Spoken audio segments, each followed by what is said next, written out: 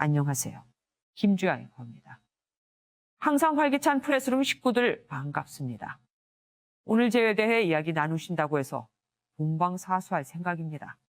오늘도 힘내세요. 화이팅!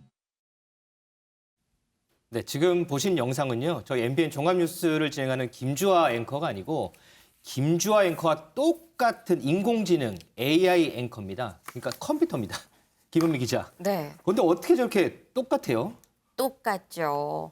정말 똑같습니다. 저희가 김주아 앵커를 실물로 보나 저렇게 AI 앵커로 보나 똑같은데 사실 조금은 어색한 면이 없잖아 있어요. 이게 말을 하는 게 좀 어색하고 억양이나 이런 게 실제 김주아 앵커가 말하는 것보다는 조금 어색한 면이 없잖아 있지만 발음, 톤 이런 부분에 있어서는 뭐 거의 완벽하다고 볼 수 있습니다. 그러네요. 네.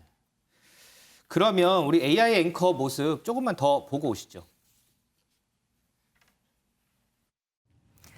아무리 비슷하다고 해도 직접 이야기를 나눠보면 조금 다르지 않을까요? 한번 해보겠습니다.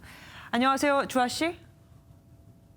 안녕하세요, AI 앵커 김주하입니다. 따라해보세요. 유명희 산자부 통상교섭본부장과 나이지리아의 응고지 오콘조이 웨알라 후보가 경쟁을 벌이고 있습니다. 유명희 산자부 통상교섭본부장과 나이지리아의 응고지 오콘조이 웨알라 후보가 경쟁을 벌이고 있습니다. 아니, 이게 얼마만이야? 잘 지냈어? 아니, 이게 얼마만이야? 잘 지냈어. 나보기가 역겨워 가실 때에는 말없이 고이 보내 드리오리다. 나보기가 역겨워 가실 때에는 말없이 고이 보내 드리오리다. 안녕하십니까? 저는 방금 전까지 뉴스를 진행한 인간 앵커 김주아가 아닌 사이버 공간에만 존재하는 AI 앵커 김주아입니다. 팁 2 화면으로는 처음 인사드리는데요. 오늘은 인간 기자 민경현 기자와 함께 저에 대한 자세한 이야기를 들려드리겠습니다. 반갑습니다. 제가 조금 전에 실제 김주아 앵커를 만나고 왔는데 가까이서 이렇게 자세히 비교해 봐도 거의 차이를 못 느끼겠습니다. 어떻게 이렇게 자연스럽게 뉴스를 진행하시는 거죠?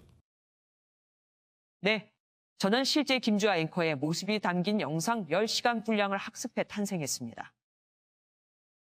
네, 저도 화면으로 보니까 어떤 사람이 김주아 앵커고 어떤 사람이 AI 앵커인지를 저도 분간을 못하겠는데 김은미 기자, 그럼 이 AI 앵커는 방송 출연을 어떻게 하는 거예요? 사실 많이들 궁금해하실 것 같아요. 그러니까 앞서서 김주아 AI 앵커가 이렇게 얘기를 하죠. 김주아 앵커의 10시간을 촬영한 모습을 학습을 해서 내가 태어났다라고 얘기를 하는데요. 먼저 이렇습니다. 실제로 김주아 앵커를 10시간 동안 촬영을 합니다. 이런저런 말도 해보고요. 높게도 말해보고 낮게도 말해보고 앞모습, 옆모습, 뒷모습 모든 모습을 다 충분히 담아서 그걸 바로 저 AI 김주아 AI 앵커한테 학습을 시키는 거죠. 이 학습 과정을 딥러닝이라고 하는데 김주아 앵커가 이 단어를 얘기할 땐 유독 이런 억양을 썼고 이거 다음에 이런 뭐 하지만이라던가 이런 반대되는 그 문장을 얘기할 땐 어느 부분에서 강조를 했고 손동작은 어떻게 했고 눈빛이나 얼굴 각도가 어떠했는지를 꼼꼼하게 AI가 관찰을 해서 배우는 겁니다. 이 과정이 바로 딥러닝 과정인데요. 이 과정을 거쳐서 지금 아까 보신 그 AI 김주아 앵커가 되는 거죠. 지금 보시면은 그 화면에 나가고 있는 모습은 지금 MBN은 AI 주요 뉴스로 해서 하루에 3번 이렇게 AI 뉴스가 나가고요. 또 종합 뉴스 저희가 그 저녁에 하는 메인 뉴스 종합 뉴스의 예고 주요 뉴스를 지금 보시는 것처럼 저렇게 AI 앵커가 직접 하고 있습니다. 저도 이 AI 앵커한테 이 자리 뺏기지 않도록 열심히 해야 될 것 같아요. 자, 다음 화제의 인물은 무소속 홍준표 의원입니다. 윤정 기자, 왜 화제의 인물로 홍준표 의원을 꼽았죠? 네, 어제 국회 예결위에 출석을 했는데 여기에서 홍남기 부총리와 설전을 나눈 바로 이 장면 때문에 선정했습니다. 영상 먼저 보시죠.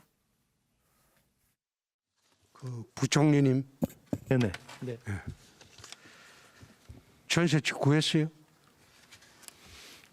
그 제가 개인적인 상황은 의원님 공개적으로 말씀드리면 자꾸만 또 언론이 보도하니까 좀 나중에 말씀드리겠습니다. 부총리가 전세집을 구하지 못할 정도로 전세 대란이 심각해졌습니다. 전세 대란에 대한 추가적인 대책은 뭡니까? 의원님 지적하신 것처럼 전세 시장은 아직까지도 가격이 내려가지 않고 또 여러 가지 불안정성을 보이고 있습니다. 그래서 근데 지난번에 사퇴하신 거는 그냥 홧김에 하신 겁니까? 사퇴할 마음이 있어서 한 겁니까? 예, 의원님 그것도 다도 저 이미 일단락 저는 됐다고 하는데 의원님께서 또 말씀을 주시면은 제가 길게 말씀 안 드리겠습니다. 제가 그냥 10억으로 가겠습니다라고 아무 말도 없는 거는 공직자로서 정말 무책임하다고 생각해서 진정성을 담아서 제가 사의 표명을 했다는 말씀을 드립니다. 네, 홍준표 의원 마이크를 잡자마자 내놓은 첫마디, 전셋집 구했어요였는데요. 홍남기 부총리 굉장히 난색을 표하면서 그 즉답은 피했습니다. 홍 부총리 국회에 출석을 할 때마다 이 전셋집 관련 질문을 계속 받아오고 있는데요. 지난 7월 여당이 통과시킨 임대차 3법으로 인해서 전세 난민 신세가 됐기 때문입니다. 이뿐만 아니라 퇴거 위로금도 좀 논란인데 홍 부총리가 다주택자 논란이 있었잖아요. 네. 그런데 본인이 소유한 경기 의왕시 아파트를 팔기 위해서 세입자에게 퇴거 위로금 정확하게 확인은 되지 않지만 약 2천만 원 정도를 지급을 한 걸로 알려졌습니다. 이걸 두고 국민청원 게시판에는 부총리가 뒷돈을 주느냐라면서 이런 관행이 일반화되는 것에 대한 우려를 표하는 청원이 올라오기도 했습니다. 현재 부총리가 어디에 살고 있는지 정확한 주거 형태는 본인이 밝히지 않아서 알 수 없는 상황입니다.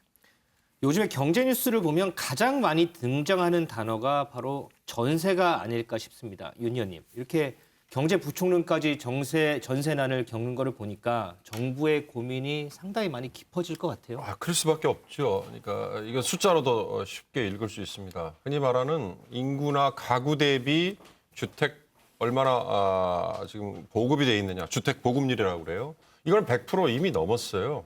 왜냐? 한 사람이 두 채, 세 채, 여러 채 가질 수도 있고 지방과 서울의 편차도 있고 그렇기 때문에. 그런데 중요한 건 주택을 자가 비율, 자기 집에서 살고 있는 사람 비율을 따져보면 2019년 통계입니다만 전국으로 따지면 한 58% 됩니다. 그러나 서울로 들어오면요. 이 주택 자가 비율이 50% 아래입니다. 그러니까 반 정도는 자기 집이 있든 없든 남의 집에서 살고 있다는 거예요. 그러니까 이런 전세나 월세 문제가 현안이 되는 거죠. 그런데 지난 7월 말부터 정부가 지금 정부 여당이 임대차 보호법 관련해서 이 법을 지금 밀어붙였지 않습니까? 강행 처리를 했어요. 그래서 시행을 이미 들어갔어요. 그리고 또 다른 대책 중에 재개발, 재건축, 집주인 실거주 의무 비율, 의무적인 거주 기간을 2년을 또 엄격하게 강화하는 걸로 바꿨어요. 이런 몇 가지 현상들이 갑자기 전세 매물을 걷어가게 하는 풍선 효과를 낳는데 이 풍선 효과 이후에 정부가 지금 뚜렷한 대책을 마땅히 내놓을 수 없는 거죠. 전세 매물이라는 거는 갑자기 내놓기가 힘든 게 그건 누가 봐도 확연한 건데 결국 주택 정책이라는 게 현재의 주택 시장의 그러니까 매매가든 전세가든 이걸 찍어 누르겠다, 꺾어 내리겠다라는 생각으로 접근을 할 게 아니라 수요와 공급을 맞춰서 원활하게 시장이 굴러가도록 해주는데 정책의 초점이 맞춰져야 된다. 그런 점에서 아마 계속 고민은 하겠지만 답은 쉽게 내놓지 못하는 게 지금 정부의 처지 아닌가 싶습니다. 정부가 내일 전세 관련해서 대책을 발표한다 이런 얘기도 있는데 한번 좀 지켜봐야 될 것 같습니다.